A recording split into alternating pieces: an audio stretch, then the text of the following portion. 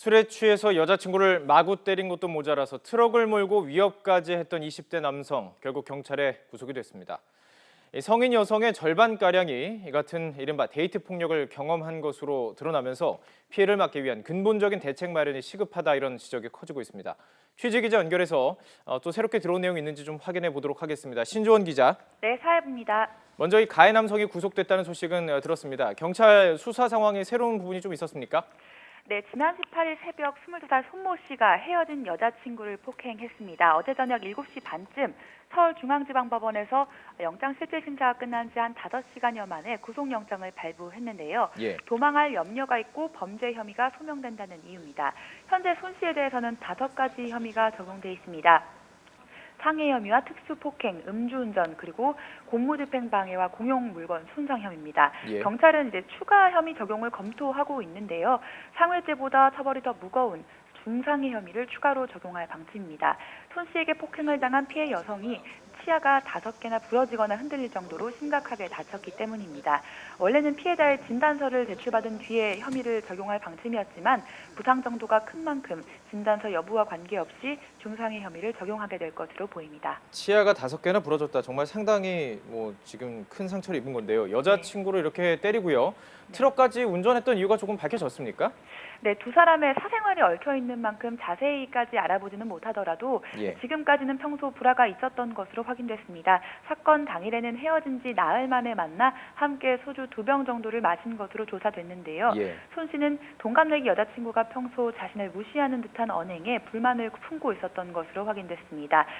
트럭을 운전한 이유에 대해서는 목격자들과 손 씨의 주장은 좀 다릅니다. 사람을 치려고 그런 것 같다는 당시 목격자의 증언과 CCTV가 있지만 손 씨는 술에 취해 도망가려고 했다고 진술한 것으로 확인됐습니다. 보도 이후 상당수 네티즌이 살인 미수 혐의를 검토해야 되는 게 아니냐라는 반응까지 보였는데요.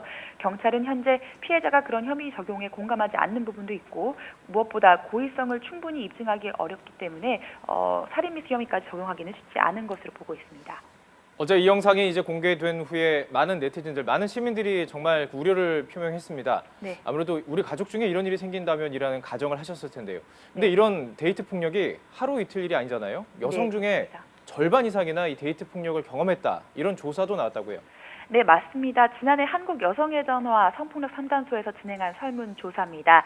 성인 여성 10명 중 6명이 데이트 폭력을 경험했다는 결과가 나온 건데요.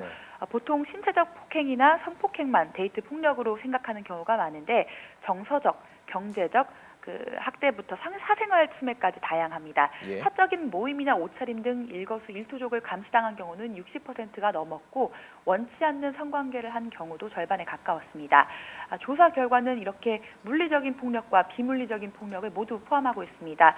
전문가들은 비물리적인 폭행의 경우 피해 당사자가 사랑으로 느낄지 아니면 이걸 폭력으로 느낄지를 결정하기 때문에 명확한 기준을 내세워서 조사하기는 어려운 현실이라고 덧붙였습니다. 피해를 당하는 당사자가 뭔가 불편하고 불쾌하고 힘들다면 이게 폭력이 아닐까 싶은데요. 참 대책이 좀 필요한 부분 아닌가요? 네, 한국성폭력상담소에서는 우선 피해 상황을 인식하기 위해 몇 가지 기준을 내놨습니다. 데이트 폭력이 재범률이 76%에 이르고 가해자가 자신의 잘못을 잘 인지하지 못하는 경우가 많다 보니까 피해자의 초기 판단이 더욱 중요한데요. 먼저 자신의 감정을 말씀드린 것처럼 면밀하게 검토하고 살펴보는 게 중요합니다. 피해로 인해 자신의 감정이 어떤지, 일상생활에 어떤 영향을 미치고 있는지를 검토하고 또 외상이나 내상, 또 식사나 소변 등 건강 상태에 이상이 없는지도 좀 체크를 해야 됩니다. 또 극복을 하기 위해 필요한 노력과 시간이 어느 정도 걸릴지, 그리고 그동안 얼마나 지속적으로 피해를 당해왔는지도 중요한 사안입니다. 이런 데이트 폭력은 비단 여성만이 피해자가 되는 건 아닌데요. 남녀를 불문하고 누구나 피해자가 될 수 있는 만큼 상황을 객관적으로 판단하는 노력이 필요하고 무엇보다 주변인의 관심과 신고가 돌이킬 수 없는 사고를 예방할 수 있을 것 같습니다.